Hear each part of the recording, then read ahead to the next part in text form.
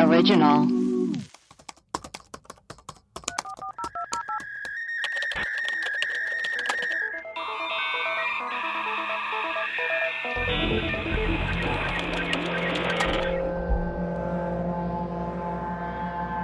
Hello and welcome to the Web Crawlers mini episodes.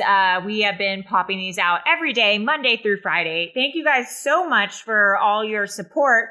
Our numbers have been off the charts lately. Off the charts. There's no chart to contain them. No, we've just been doing great. So thank you all for that. We really appreciate it. And we will continue to do these for you over quarantine. And maybe longer. Who knows? Who knows? I am Allie Siegel. I'm Melissa Stettin. And I'm Maria Blasucci. She is. Maria, what are you eating? I've got some dried cherries and almonds. Interesting. Melissa, what are you eating? I'm eating Belgium champagne truffles. Very rich of you.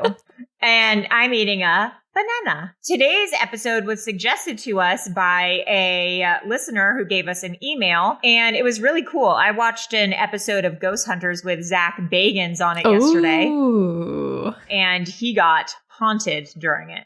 So that was pretty tight. We are doing it on the Waverly Hills Sanatorium, which is allegedly the most haunted place on Earth. On Earth. Other than my pussy. Oh, snap. Okay, here we go. In the early 1900s, Jefferson County was severely stricken with an outbreak of tuberculosis. There were so many TB cases in Louisville at the time because of all the wetlands along the Ohio River, which were perfect for the tuberculosis bacteria. Have you ever gotten the TB test? Is that where they put a bubble underneath your arm? Yeah, it's a weird bubble thing. Yeah, I did it before I went to college. Gross. Totally. To try to contain the disease, a 2-story wooden sanatorium was opened that housed 40 patients. Waverly Hills was a self-contained community, a city in and of itself, complete with its own zip code. It had its own post office, water treatment facility, grew its own fruits and vegetables, raised its own meat for slaughter, crazy, and maintained many of the other necessities of everyday life. You know what that reminded me of, and we won't get into it? But we talked about this the other day in our group chat when Melissa was on a reality show. She did a stint. She did a guest cameo on the reality show Utopia. And Utopia was a short-lived reality show about people who got to make their own utopia, and it was like a self-contained society. Yeah. And Melissa came on for an episode, and she hooked up with one of the cast members. And then it got canceled immediately after. And did. That's what happens when we can't have nice It's on things. YouTube. I don't Yeah, find it on it's YouTube. on YouTube. Utopia. Everyone at Waverly, patients, nurses, doctors, and other employees had to say goodbye to everything they knew on the outside world. Once you went to Waverly Hills, you became a permanent resident on the hill. Yep. Treatments for TB were sometimes as bad as the disease itself. Uh-oh. Patients' lungs were exposed to ultraviolet light to try and stop the spread of bacteria. I feel like that's what Trump wants to do to get rid of corona. Yes, he wants to put it in the sun. Wants to put it in the sun. This was done in sunrooms using artificial light in place of sunlight or on the roof of the hospital. Since fresh air was thought to also be a possible cure, patients were often placed in front of huge windows or on the open porches, no matter what the season. Old photographs show patients lounging in chairs, taking in the fresh air, while literally covered with snow. Balloons would be surgically implanted in the lungs and then filled with air to expand them. Operations were performed where muscles and ribs were removed from a patient's chest to allow the lungs to expand further and let in more oxygen. Many patients did not survive that procedure. Yeah, no shit. That sounds crazy. People were stupid back in the olden days. Maybe light will kill them. Just get some fresh air. Oh, no. So then there's this thing called the tunnel, also known as the body chute. The body chute. It was an entrance and exit for the workers of the sanatorium. It was built on the first floor with the rest of the building. There was a cart that moved up and down the staircase, which transported supplies and other necessities. However, at the peak of the disease, one patient was dying per day, and the sight of the dead being carried away in full view of the other patients lowered the patient morale, increasing the number of deaths per day. They were claiming that when people were seeing other people dying, it like increased the death rate, which is crazy. Oy. Therefore, the sanatorium was tried transporting the dead bodies as secretively as possible to increase the morale and lower the death rates. Using a motorized rail and cable system, the bodies were lowered in secret to the waiting trains. Oh. Yeah. But after the introduction of streptomycin in 1943, the number of tuberculosis cases gradually lowered until there was no longer need for such a huge hospital. And then Waverly Hills closed in June of 1961. But a year later, it was reopened in 1962 as Woodhaven Geriatric Center, a nursing home primarily treating aging patients with various stages of dementia, as well as the severely mentally handicapped. However, Woodhaven failed because it was severely understaffed and overcrowded. Woodhaven also had reports over patient neglect and experimental treatments, as well as electroshock therapy. Oof. And that was closed by the state of Kentucky in 1982. And then a year after that, it was bought by a developer who wanted to open a prison, but the neighborhood protested, so that never happened.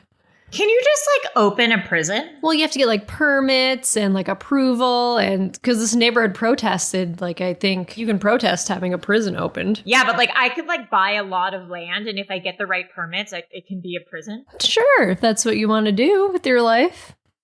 I don't know, maybe. Maybe it is. I'm still not young. for profit. So in March 1996, Robert Alberhaskey bought Waverly Hills. He had this foundation called Christ the Redeemer, and he planned to construct the world's tallest statue of Jesus on the site, along with an arts and worship center. Oh, God. And the plan fell through because donations to the project fell well short of expectations. He only raised $3,000, despite efforts to pool money from across the nation. And the project was canceled in 1997. Tina and Charlie Mattingly bought Waverly Hills in 2001. They hold tours of Waverly Hills and host a haunted house attraction each Halloween, with proceeds going towards restoration of the property. They are also currently restoring all the windows and interior of the old sanatorium. It was on Ghost Hunters as the most haunted hospital in the eastern U.S., Fox's Scariest Places on Earth, VH1's Celebrity Paranormal Project, and Ghost Adventures on the Travel Channel. Hold on a minute. I have a question. Yes. This Ghost Adventures episode, you watched the one yesterday where they did... Yeah. They were there? Was this when they had the machine where it was like a guy, like a stick figure man that was green and he was doing surgery over him? Do you know what I'm talking about? No, but I didn't see that, but at one point there was a surgery section where they heard someone being like, they heard a ghost voice being like, the heartbeat's all messed up. And Zach was like, that's probably the disembodied voice of one of the nurses during a surgery. Okay, because and did he get possessed by a doll while he was there? If not, I'm thinking of another one. No, I don't remember that, but there are a lot of sanitarium ones. Okay, sorry, I just had to go ahead. No.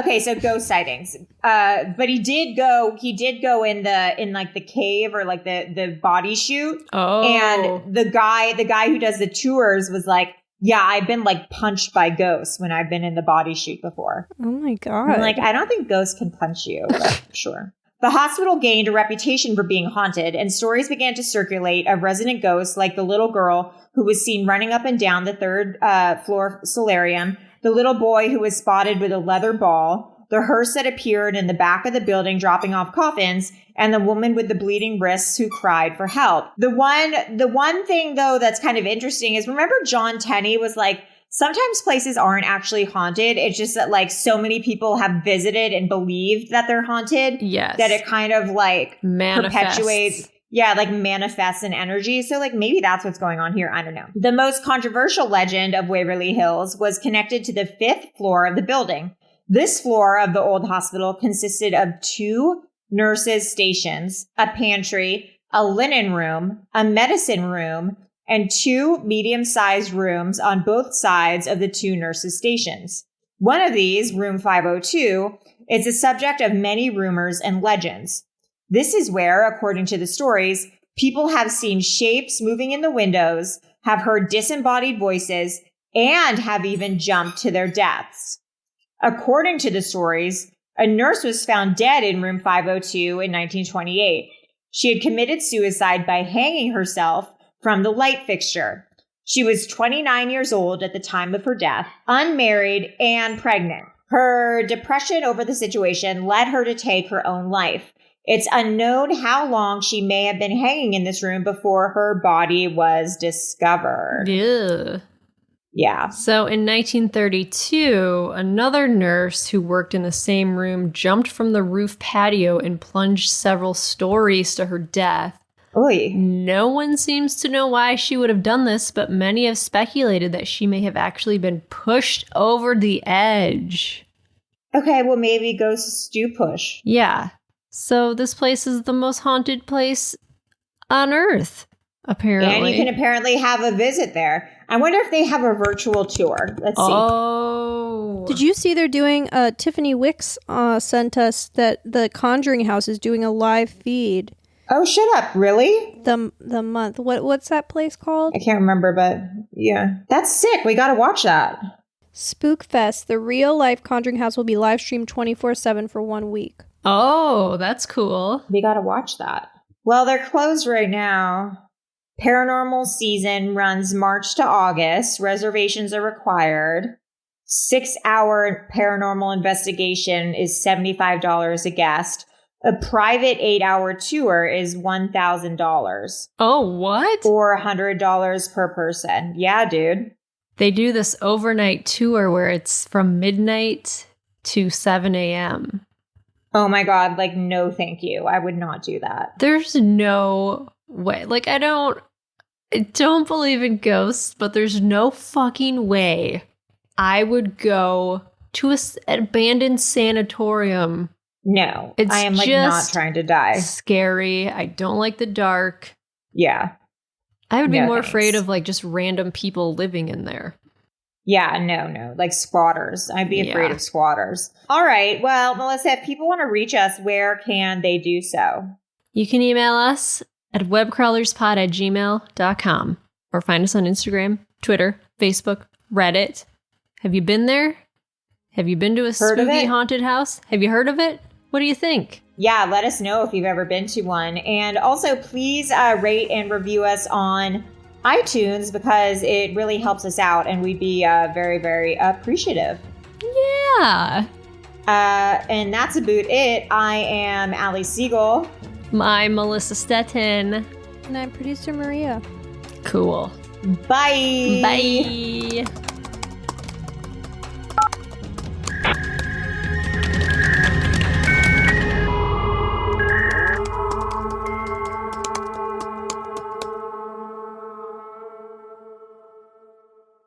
An Erios original.